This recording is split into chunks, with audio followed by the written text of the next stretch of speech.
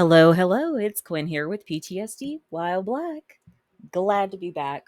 Um, been taking some time because of dealing with my aunt's passing and um, just also being busy this month that I haven't been posting a whole lot of videos. And it's been really good for me because one thing that I realized in this break is one of my patterns is talking to people who do not hear me or see me, and then letting having said whatever it is that I needed to say be out of me and then not reflecting back on it.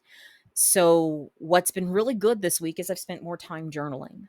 Um and that was much more of I'm saying something and I'm being heard because I'm listening back to myself. As many people know from my YouTube channel, I didn't build this to get followers. I built this as a way of creating some therapy around the trauma that I was going through from the car accident. Um, and that healing process. It was more of because I was in so much pain, it was easier to speak than it was to write. But now that the pain's lessening, or I know that I can at least write for just 5 minutes, and that's enough to help me listen to myself. Anywho, what I wanted to talk about is um, part of the whole gang stalking situation for me. It started because some other people chose to have opinions upon my relationship. Now, here's a very interesting thing. I live in California.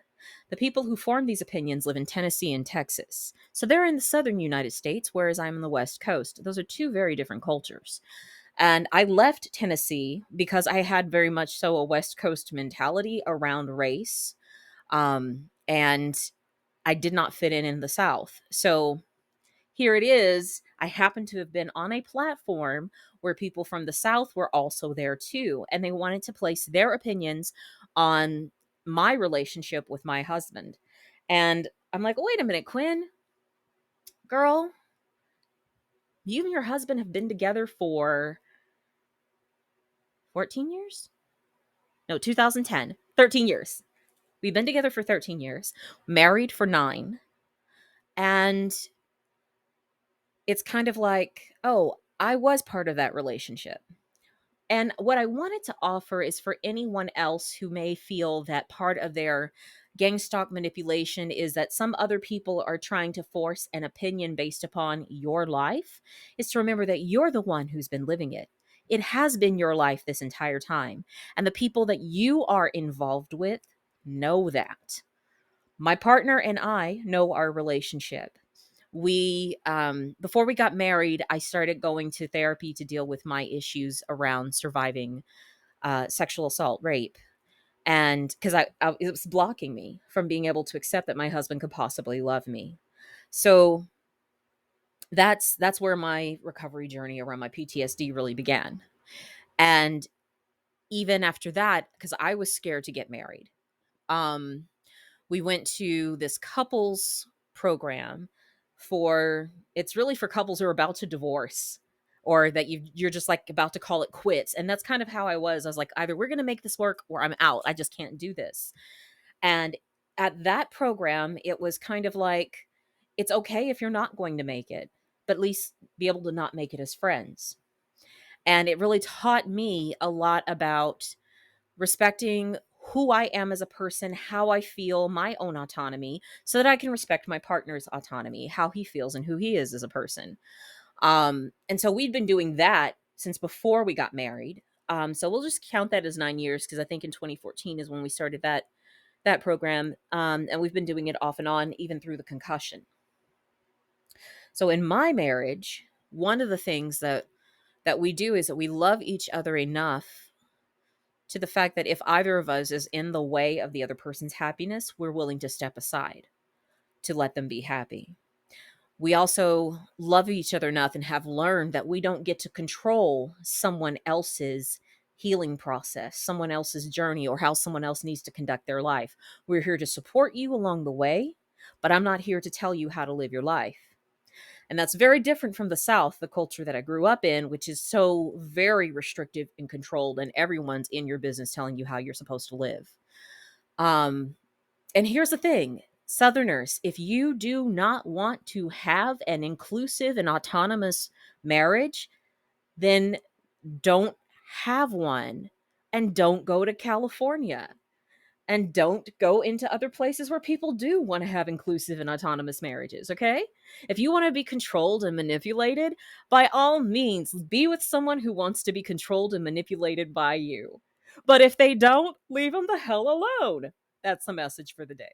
Because, like, what we really learned in this couples program, and it talked about how, most marriages nowadays are ending in divorce, and part of it is because we're holding on to antiquated ideas as to what love is and what it means to be in a relationship with each other. Whereas with myself and my husband, I love this. The thing in that couples group, and the reason why I'm making this video is because we were in the meeting yesterday, and it was brought up, that reminder that each day we are together, we get to wake up and choose each other. So just for today, do we love each other enough to choose to be together? And there may be some mornings that I wake up and I've got, PMS and I'm angry and whatnot, and I do not choose to be with him. And that is okay. And he may wake up some days and he's just sick of my shit and my babbling. And he's like, I just can't do that. And that's okay. It's just for today. Do we choose each other? And 9 times out of 10, I'm choosing him. 1 week a month, I'm really like halfway out the door, and y'all know when the cramps start, okay? So it's kind of looking at that. I love that's how we view our marriage, is just for today. I choose to be with you. And I think these people who were judging my marriage were like, "Oh, how can you be like that? How can your husband allow you to voice act with other men?" Cuz it's acting. It's just like how you can do a collaboration on TikTok with any person around the world. It's just technology. It does not mean that it has to be some sort of commitment or relationship. And that was one of the big adult things in my relationship with my husband, is that we had the conversation when I was doing the voice acting, and that there was one person who was one of the initiators was pursuing me. um my husband said something that's part of our contracts, part of our agreements that we have as a couple, which was, come talk to me if feelings get involved, and then let's look at what's the next thing to do from there. That's how we live. That's how I live my marriage. Now, if you want to live your marriage some other way where you need to keep your partner tied up and in a cage somewhere, absolutely you do that, as long as your partner wants to be with you. Otherwise, that's kidnapping. But mind your business. Mind your own fucking relationship and stay out of everybody else's. If we did this in this country, probably most marriages would not end in divorce. But instead, everyone in the family, their three-legged dog, has an opinion about something. But in ours, we do take the time to go, I love you enough to respect that you can make choices, that you can make mistakes, that we can come and talk about those mistakes, that we can correct those mistakes, that you can make amends for the harms you've done. That's what we do over here. And that's what trusting adults do with each other. Little kids who are trying to control one another, those are the people. Those are the people that's trying to run and tell somebody how to have a relationship. We're just doing our own thing. And that's what our little short-lived podcast, Experiments in Love, was about. It was a celebration of our last wedding anniversary, and it was just kind of like, hey, here are some of the things that we've learned and that we found very helpful in our relationship. um and people thought, oh, they're telling us how to have a relationship. No, we're not. We're just talking about ours, what we do.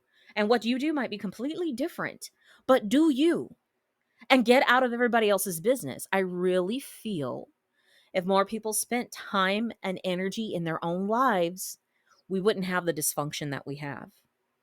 But we do. And that's where my gang stalking was initiated from. And there are people who just don't get it, and they don't have to get it, because my marriage, my relationship is not for you. It's for me and my partner. And if my partner ever decides he's sick of me, okay, we will talk about it and then look at what's the next thing to do, because we love each other and trust each other enough. And I'm really grateful for that. And I'm glad that I'm seeing the release from the whole controlling aspect that I was experiencing early on a few months ago. If you're watching these videos, and how petrified I was, it's because somebody was always trying to make an opinion or control things. And I'm realizing, girl, for 9 years, you've been in support groups of some sort, learning how to be an autonomous human being, having your own authority over your own mind and your own body, taking your healing back from what a rapist did to you a long time ago. So, who gives a fruit what anybody else thinks, right? Um, we can choose to be backward, completely backwards as a people. We can choose that. I don't. And in this space, I don't. And if you need the security of being backwards, then I'm not going to be a safe person for you. And I would suggest that you don't follow my channel. Don't follow me on anything. Don't. You go live your life, figure out why you need to control everybody else. It's probably because somebody controlled you. Somebody hurt you and taught you to not trust yourself, and hurt you very badly in the times when you did trust yourself. And sometimes we control other people because we think we're protecting them from being hurt the way we were hurt. But our healing is learning to trust ourselves, who we are as people, and our own autonomy to feel how we feel about it and be responsible for how we feel about it, and address it appropriately, and to not make other people responsible for how we feel. So, yeah, those are the lessons that I've been learning since I've been away from this channel. All right, till next time, y'all. Peace.